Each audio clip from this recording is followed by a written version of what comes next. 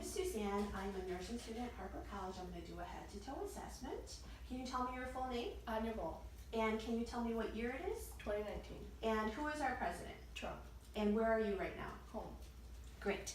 So I know that my patient is alert and oriented. Her cognitive function is intact. She is able to answer my questions correctly and clearly.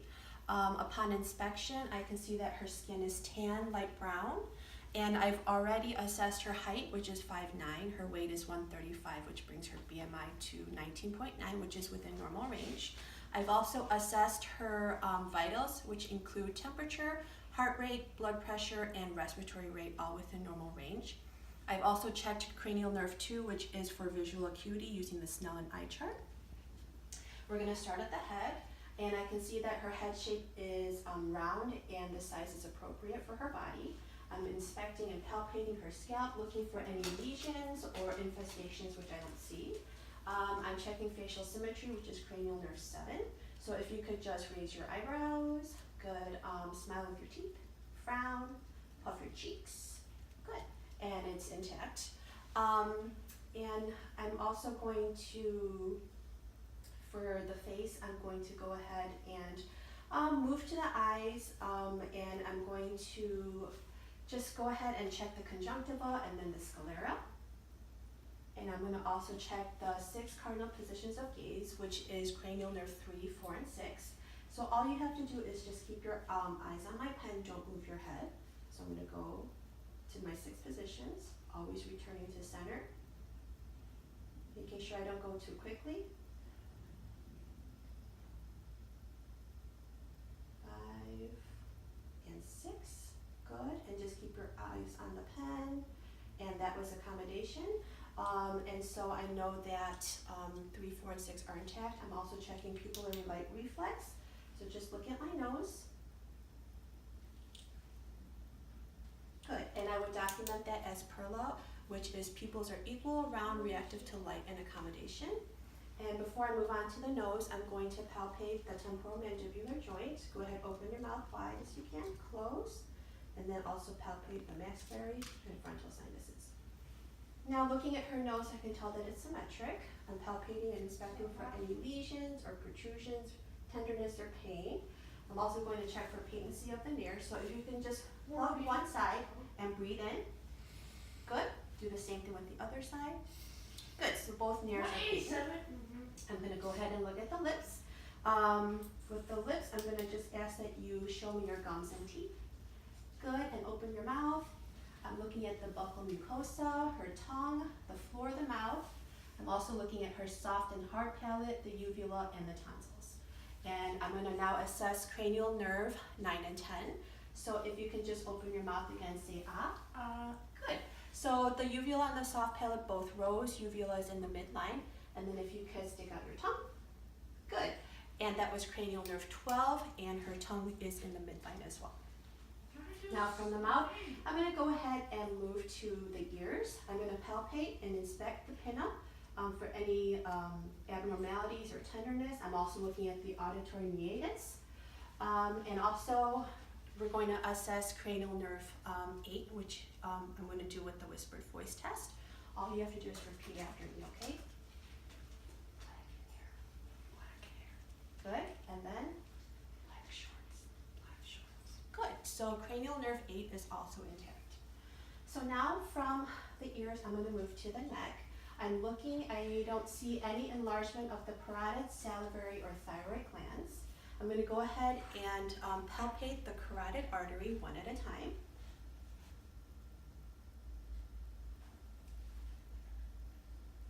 Good. And now I'm going to auscultate the carotid artery using the bell of my stethoscope. And then just take a deep breath and hold. Good, relax. Deep breath and hold. And relax. Good. I'm also now going to check the lymph nodes. So we're going to start with the preauricular, postauricular, occipital, submental, submandibular, jugulodigastric, superficial cervical, deep cervical chain, posterior cervical, and then the supraclavicular. Okay, and I did not feel anything, which is normal. And I'm also now going to check for cranial nerve 11. So I'm just going to place my hands on your shoulders, and can you shrug? Good. And can you press against my hand with resistance? Good. Okay, now we're going to move to the upper extremities. I'm checking the skin for any abnormalities, which I don't see. I'm checking the temperature of the skin, which is nice and warm. I'm also checking her radial pulses bilaterally. I'm now going to check her and inspect and palpate her nail beds. And I'm going to check capillary refill. And same thing for the other hand. Good. And then what we're going to do now is also check for profile sign. Good. And on this side. Good. And we're just going to do some range of motion exercises. So just copy what I do. So you can have your hands out, down, up, to the middle, and just your fingers down. Good. And then can you squeeze my fingers as hard as you can? Good. And then can you go ahead and make your hands like this and then pull me towards you? Excellent. And then go ahead and have your arms like this, and then go out, open your hands, face down again, and back into a bicep curl. And then go ahead and pull me towards you, push me away. Awesome. And then if you can just go ahead and put your arms over your head, good, and back down and towards your back. Awesome. Okay, so now we're going to move to the anterior posterior chest. I'm assessing for respiratory rate, rhythm, and depth. And for the anterior, I'm also looking for accessory muscles if she's using any of those. And for the anterior, I'm going to listen to 5 places. Posterior, I'm going to listen to 9. Right lateral, I'm going to listen to 3 places. And left lateral, I'm going to listen to 2 places. And I'm going to do that using the diaphragm of my stethoscope.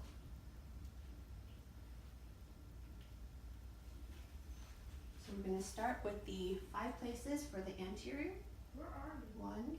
1, 2, 2, 3, 3, 4, 4, 5, 5. And then if you could just face that way. Thank you. 1, 2, 2, 3, 3, 4, 4, 5, 5, 6, 6, 7, 7, 8, 8, 9, 9. And then for the right side, if you can lift up your arm, 1, 2, 3. And then for the left side, lift up your arm. Thank you. 1, 2. Okay, thank you. So up near the trachea, I heard bronchial sounds which are high. Near the upper sternum, I heard bronchovesicular, which are moderate sounds. And in the peripheral lung fields, I heard vesicular, which are low sounds. Now I'm going to move to the heart. I'm going to listen to the apical pulse for 1 minute, and I'm going to do that with the diaphragm of my stethoscope. I'm just going to lift. Yeah, sorry. Good. And then I'm going to listen to the 4 heart valves using the diaphragm and the bell of my stethoscope. So we're going to start with the aortic, the pulmonic, the tricuspid, and then the mitral. And same thing with the bell. Aortic, pulmonic, tricuspid, and mitral. And I was able to identify S1, S2, and I did not hear any other heart sounds, murmurs, or bruits. Okay, so now what we're going to do is I'm going to have you lay down. I'm going to check her for jugular vein distension. So I want the head of the bed at 30 to 45 degrees. And I'm going to just make sure and ask my patient to look at the right side, the right wall. And I'm looking for any distension, which I don't see. And now I'm going to move to the abdomen. I'm going to check the contour and the symmetry. So contour is at the side. Symmetry here is at the foot of the bed. And I'm also going to look at the umbilicus. I can see that it is midline, it is inverted, and I don't see any other pulsations. And her skin has no abnormalities or lesions. And I'm also going to listen to all 4 quadrants using the diaphragm of my stethoscope starting at the right lower quadrant.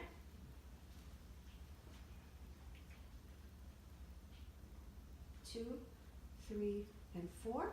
I'm also going to listen to the aorta and the renal arteries using the bell of my stethoscope.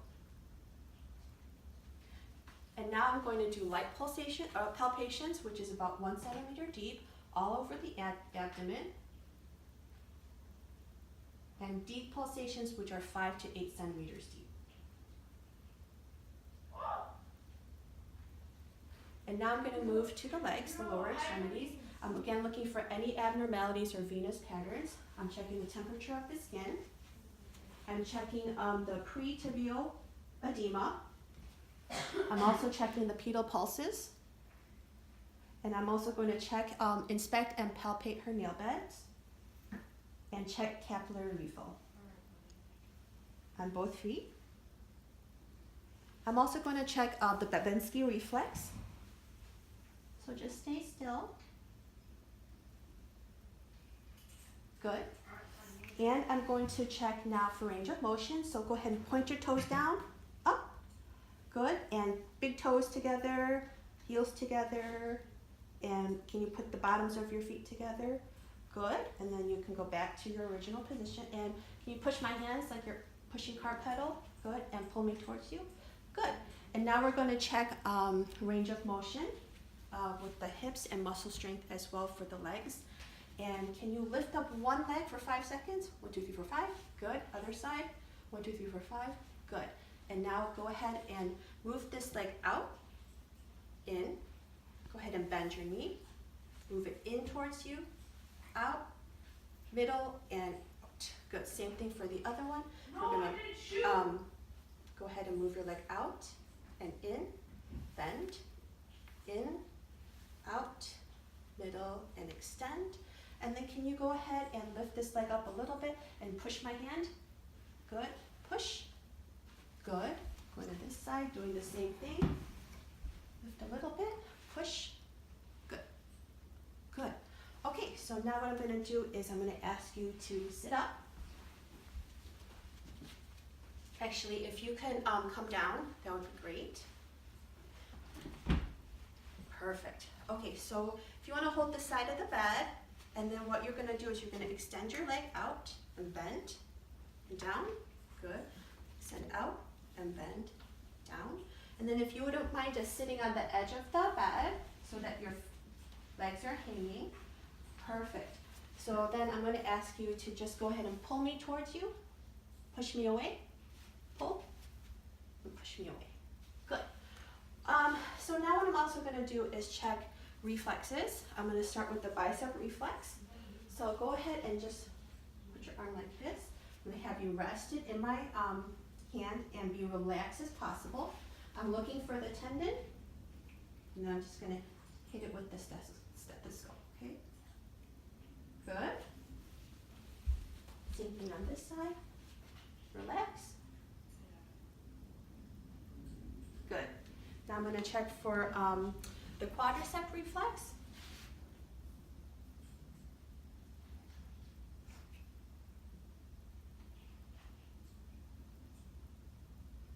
Good. This side.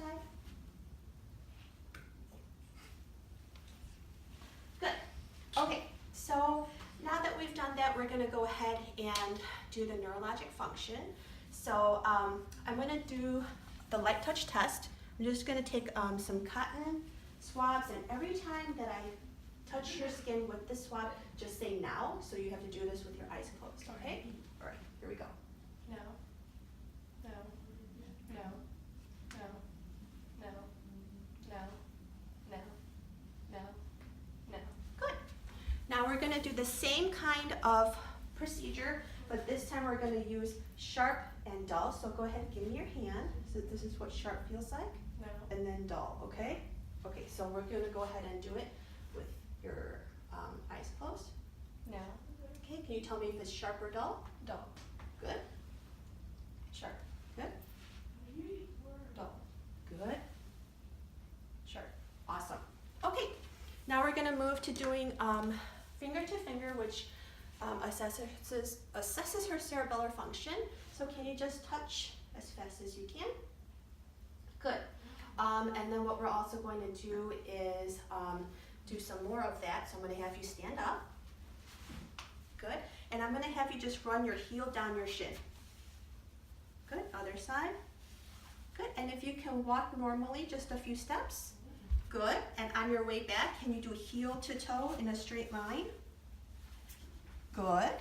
And then I'm going to do the Romberg test, which tests her balance. So if you can just close your eyes and just stand for 20 seconds. So 5, 10, 15, 20. Awesome. Okay, so now we're going to end with checking the spine. So my patient is standing up straight, and I can see that her spine is straight. Her thoracic is convex. Her lumbar is concave. Go ahead and touch your toes. I can also see that her spine has a nice C curve when she's touching her toes. So go ahead and stand back up. And I'm going to just keep your hips in place. All I want you to do is put your hands at your hips and twist from side to side, okay? Go ahead. Awesome. So that concludes our head to toe assessment.